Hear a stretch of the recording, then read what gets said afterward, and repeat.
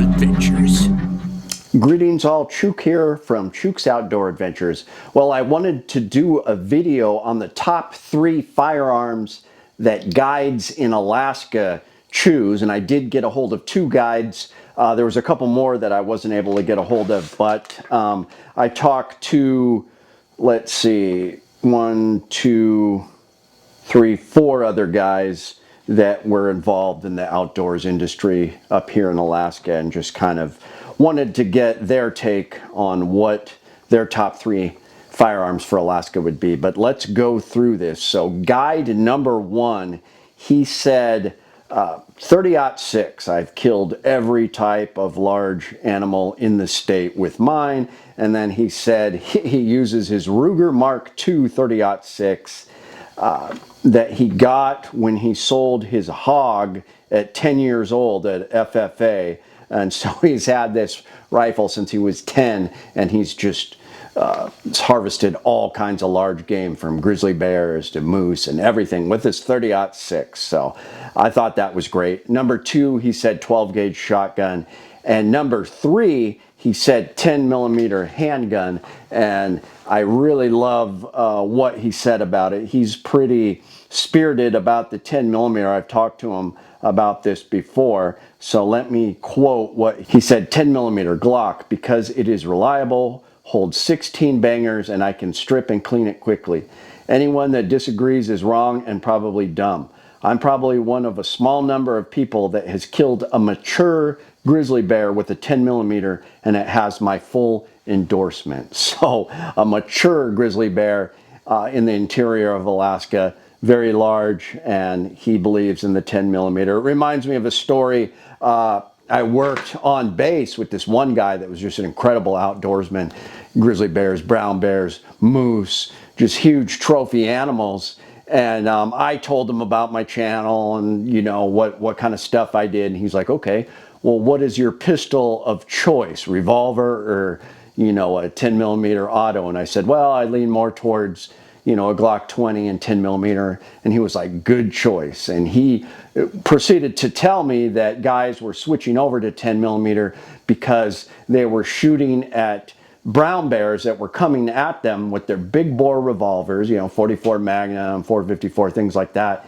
And they would hit them, but they would be done after 6 rounds, and then the bear's still coming at them, and then they're having to load their revolver, whereas with the 10 millimeter you've got 15 plus rounds. So I always thought that was interesting that he told me that. All right, let's get to guide number 2. He distinguished the rifles between if he's hunting personally or guiding. He said when he's hunting himself, he uses a 300 WSM Winchester short magnum, and he did say 300 Win Mag would be suitable too. However, he said when he's guiding, he will take a 375 Ruger or a 1895 Trapper in 4570. So that's interesting. Next, he said his handgun is a Ruger Super Red Hawk in 454 Casull. That's one of my favorites, the Toklat. That's what I will carry sometimes, is a revolver. But he did mention 10 millimeter, and he said minimum you want a 10 millimeter. So I thought that was interesting. So that's what the 2 guides said. 30-06, 300 Win Mag, 300 WSM, 12 gauge 10 millimeter, and then 454 Casull or 10 millimeters. So I agree with all those. I think they're all great choices. The next guy interviewed, he's a professional hunter, a nature photographer, and he's in law enforcement as his full-time job here in Alaska. He said his top 3 was, first of all, a 700 Action 308, 308 Winchester, which is what I will hunt with a lot of the time. So I agreed with him then. 12 gauge. So same with guide number 1, said 12 gauge. And then he said Glock 20 10 millimeter. So we kind of have a theme here of 10 millimeters. This next guy is from Fairbanks. He's a cool old timer, and I see him at gun shows, and I'll you know, say hi to him in Fairbanks. He owns AK Gun Guard, and it's this pretty cool thing. I have one where it wraps the action of your rifle and keeps the water out. He said 338 Win Mag, his Ruger M77, so very similar to guide number 1. Next is his 44 Magnum. He's got a Ruger Super Blackhawk, so single action. And then next he said Glock 20. So that was the 4th person talking about a 10mm pistol. He did say he likes AR-10s too.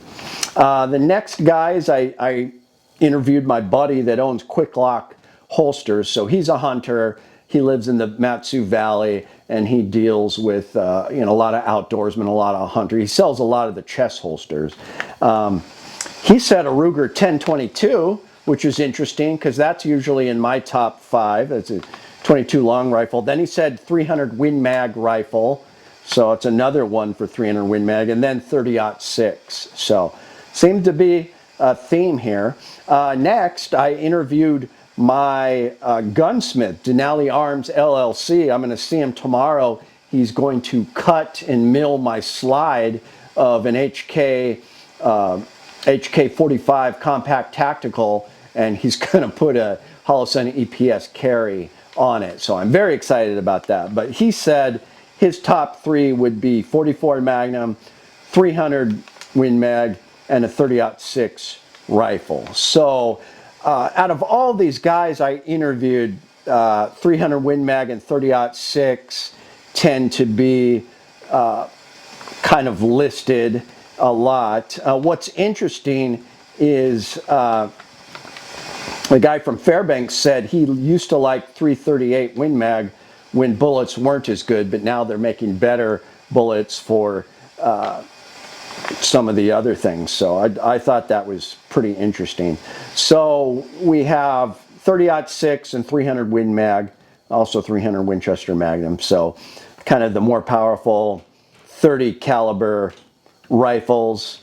12 gauge shotgun was mentioned a couple times. We got 454 Casull revolver. That was the only, oh no, and 44 Magnum. So 2 guys 44 Magnum and 1 guy 454 Casull revolver. But everybody down the list mentioned 10mm, which was not surprising to me. And like I said, the story about my buddy. So I have the Glock 20 Gen 5 10mm.